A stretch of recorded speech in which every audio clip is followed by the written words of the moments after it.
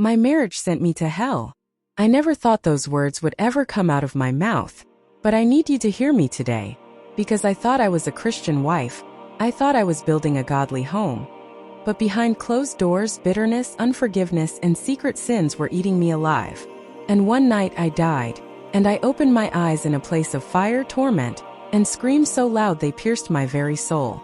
I am alive today not because I deserved it, but because Jesus himself pulled me out. And what he showed me about my marriage, about sin, and about eternity will change the way you live forever. Please listen to me with all your heart. Because this is not just my story. It could be yours too.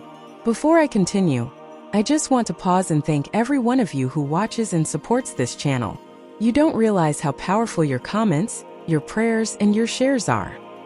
Every time you take a moment to write a testimony, encourage someone, or even just say amen, you are sowing seeds of hope into someone else's soul. Many people who come here are broken, lost, or searching, and your words can be the very thing that keeps them from giving up. So thank you to our faithful subscribers, and to those who are new here. Welcome to this community of truth seekers. Together, we are exposing the lies of the enemy and pointing people back to Jesus. I share these stories not for entertainment, but because someone out there needs to know. Eternity is real, hell is real, and heaven is waiting. My name is Grace. I am a woman in my early 40s, and this is the most painful truth I will ever share. If I could go back in time, I would do so many things differently, but now I can only warn you. My story begins on September 12, 2019. That date is carved into my memory like fire on my skin. But before that day, I was what many people would call a normal Christian. I went to church almost every Sunday. I carried my Bible, sang in the choir, and prayed at family gatherings. But if you had looked closer into my private life, you would have seen a very different story. My marriage was broken. On the outside, we smiled for the pictures, sat together in church, and played the role of a godly couple. But behind closed doors, bitterness ruled our home. My husband and I fought constantly. Words that cut deeper than knives filled our nights. Accusations, mistrust, and pride poisoned every conversation. I wanted him to change. He wanted me to change. Neither of us humbled ourselves before God. Slowly, my heart hardened. I stopped praying sincerely. I stopped forgiving. I started comparing my marriage to others, wishing I had chosen differently, resenting the life I had.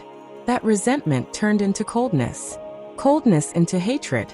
And hatred into something darker, an invitation for sin to creep in. I remember nights when I would lie awake staring at the ceiling whispering, "God, why did you let me marry him? Why me?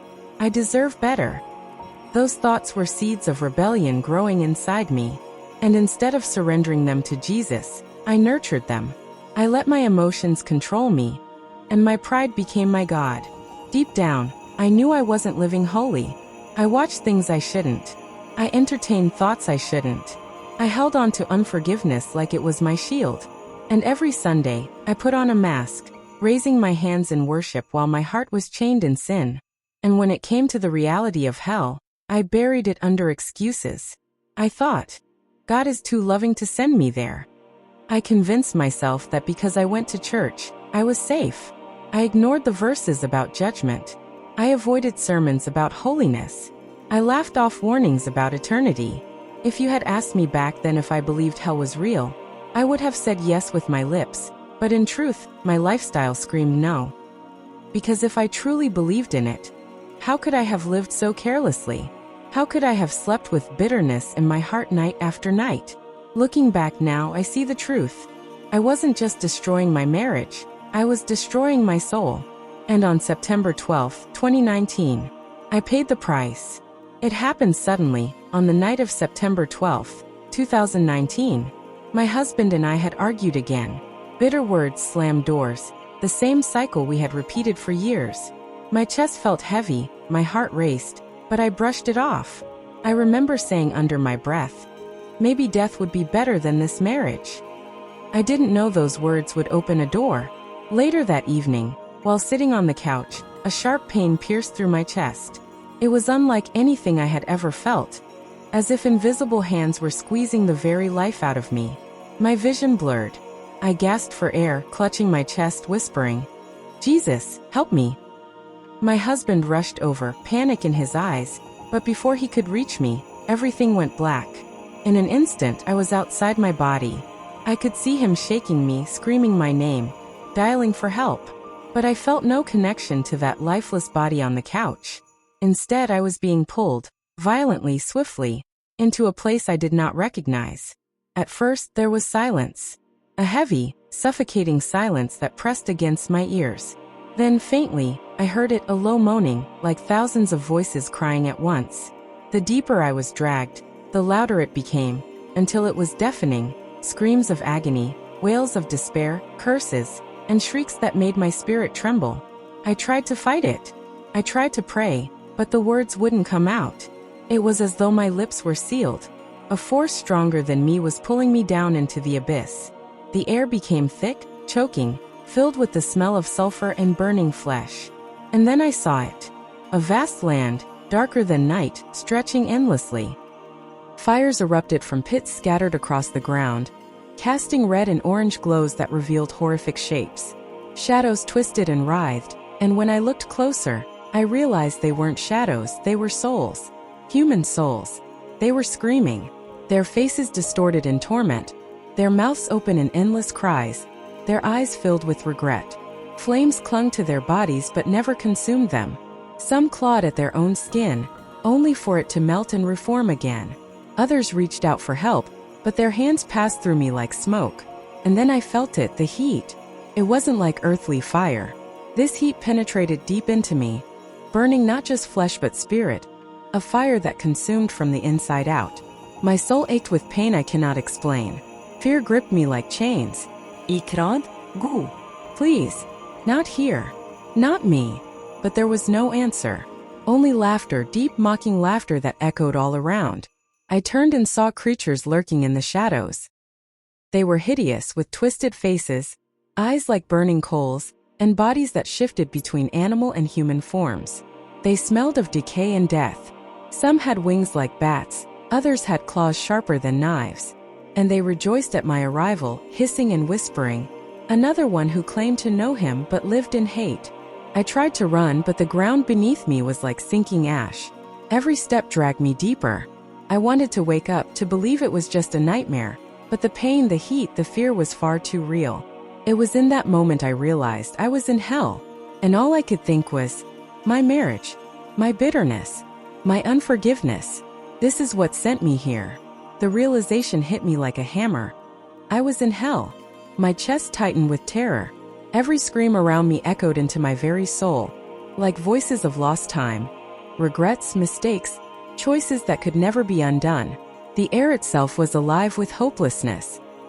It pressed against me, smothering, whispering, reminding me that I didn't belong to God anymore. I stumbled forward, trying to find solid ground, but the earth cracked beneath me, glowing with molten fire. Flames shot upward without warning, and every time the fire touched me, I felt my skin melt off. Yet it returned again, just so it could melt once more. The pain was unbearable. I screamed, but my voice was swallowed in the ocean of screams that surrounded me. Suddenly, a group of souls were hurled into the pit beside me. Their eyes were wide, their faces twisted in agony. One of them, a woman, turned and looked straight at me. Her lips trembled as she whispered, "Don't make the same mistake I made." Then the flames rose higher, consuming her. I froze, trembling. I wanted to ask her what she meant, but it was too late. Her voice was drowned by shrieks so piercing. I covered my ears, yet they went straight through me. Then I heard my name. Grace. It wasn't gentle. It was mocking. I spun around and saw a creature emerge from the darkness. Its form shifted between a man and a beast, eyes glowing red, skin like charred leather, and wings that oozed with black smoke. Its grin revealed jagged, blood-stained teeth. "You are mine," it hissed. "Your bitterness, your hatred, your marriage gave us rights over you. You prayed with your lips but served us with your heart." I stumbled backward, shaking my head violently. "No. I belong to Jesus. I went to church." It laughed, a deep rumble that shook the ground. "Church? You honored him with your songs but denied him with your life. Your unforgiveness was our open door. Every night you lay in bed with hatred toward your husband, you chained yourself to us. Terror consumed me. The demon stretched out its claw, and immediately chains appeared around my wrists and ankles, yanking me down. I screamed and pulled, but the more I struggled, the tighter they squeezed, cutting into me. The creature dragged me toward a pit where countless souls were writhing in agony. The stench was unbearable, like burning flesh mixed with rotting corpses. Souls cried out, "Please, just a drop of water." But no relief came. As I was pulled closer, I noticed something that shook me even more. Married couples in the pit together. They were chained side by side, clawing at each other, cursing, screaming. I could hear their words. "It's your fault we're here. You ruined us." Their bitterness, their unforgiveness had followed them into eternity. And in that moment I knew. This was where I was headed. A pit of eternal blame, endless torment, chained forever by the very hatred I had refused to let go of on earth. I dropped to my knees sobbing, "God, please, please forgive me. I don't want this. I don't want to stay here." But the ground only shook with more laughter. The demon hissed again, "Too late. You had your chance while breath was in your body. Now you are one of us." It dragged me closer, the heat intensifying until I felt like my soul was on fire. I couldn't bear it any longer.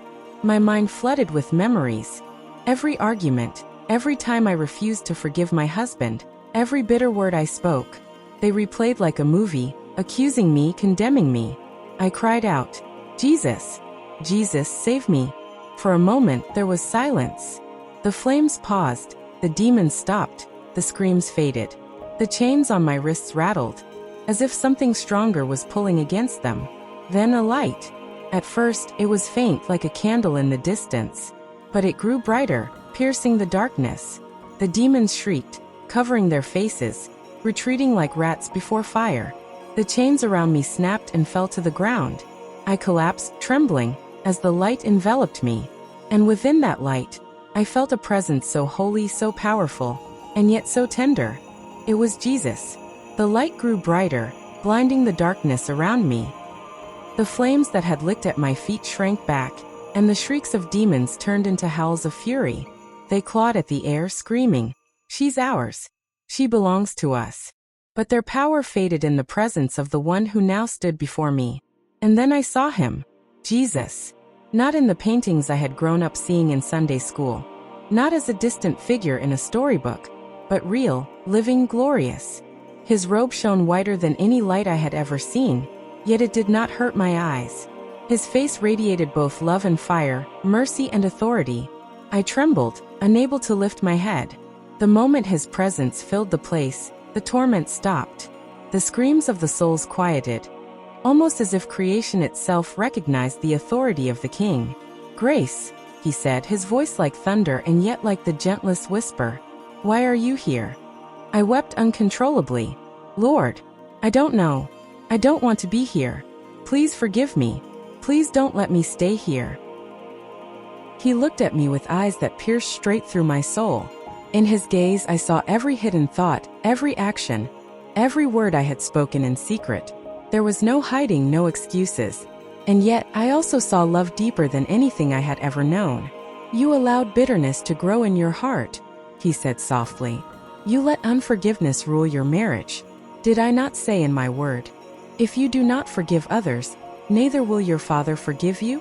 His words cut me deeper than the flames ever had. I sobbed, shaking my head. "Lord, I thought I was a Christian. I went to church. I served." He raised his hand, silencing me. "You honored me with your lips, but your heart was far from me. You let your pride destroy your marriage, and your pride almost destroyed your soul. Marriage is a covenant, not a weapon. I called you to love, but you chose bitterness. I called you to forgive, but you chose vengeance. And because of that, the enemy claimed you." I fell on my face, crying, "I'm sorry. Please, Lord, give me another chance. Please don't leave me here." For a long moment he was silent. My spirit shook with fear. Then he knelt down and touched me. His touch was unlike anything I had ever felt, like rivers of living water rushing through me, washing away filth I didn't even know I carried. "Grace," he said again, "my mercy has found you today. It is not yet your time. I'm sending you back. But you must warn them. Tell them that bitterness is poison. Tell them that unforgiveness is a chain that leads to this place. Tell them that marriage is holy, and what I join together, no man must separate, not even through pride or anger. His eyes filled with tears as he spoke the next words. I do not desire that any should perish, but many are coming here because they refuse to forgive. Go back. Live differently. And never forget what I showed you. Suddenly the light grew even brighter, swallowing me whole. The screams of hell faded, the heat vanished, and I felt myself being lifted upward, weightless, free. My spirit rushed back into my body with a force like lightning. I gasped and opened my eyes. Back on the couch in my living room. My husband was still there, holding me, weeping, begging me not to leave him. I was alive. But I was no longer the same. When I opened my eyes and felt air rush back into my lungs, I knew I was living on borrowed time. My husband's arms were wrapped around me, his face wet with tears. For the first time in years, I looked at him not with anger, not with resentment, but with deep gratitude. I was alive. The memory of hell was still burning in my spirit. I could still hear the screams. I could still feel the heat. And I could still hear the words of Jesus. Bitterness is poison. Forgive. From that day forward, I could no longer live the way I once did. I fell on my knees and confessed everything, my pride, my anger, my unforgiveness. I asked my husband for forgiveness. We both wept that night, holding each other like we hadn't in years. Something broke in us, and something new began. My personality changed. I no longer cared about being right in arguments. I cared about peace. I no longer held grudges. I forgave quickly, because I knew what unforgiveness had almost cost me. Even my children noticed the difference. The atmosphere in our home shifted from cold tension to warmth. I began studying the Word not just to know it, but to live it. Prayer became my lifeline. Every day I woke up grateful for the mercy of God. I told my story to anyone who would listen, warning them that hell is real and eternity is forever. I am not perfect, but I am changed. I live each day knowing that my life is not mine. It belongs to Jesus, who saved me when I deserved only judgment. My friend, please listen. Hell is not a story, it is not a dream, it is real. I saw it. I felt it. And I would have stayed there forever if not for the mercy of Jesus. Do not let unforgiveness, pride, or bitterness drag you to that place. If you are married, fight for your marriage with love, not anger. If you are single, guard your heart from hatred. Forgive quickly, live humbly, and cling to Jesus. Remember this. Bitterness is poison, but forgiveness is freedom. Hell is real. Heaven is real. Eternity is forever. Choose wisely. What about you? Do you believe hell is real? Have you ever struggled with unforgiveness, anger, or bitterness the way I did? My story is not just mine. It's a warning for anyone listening right now. Please share your thoughts in the comments. Your testimony or word of encouragement could save someone else's soul. Thank you for listening to my story. Thank you for being part of this community where truth and hope are shared freely. May the mercy of Jesus cover you. May His Spirit guide you. And until next time, stay ready because eternity is closer than we think.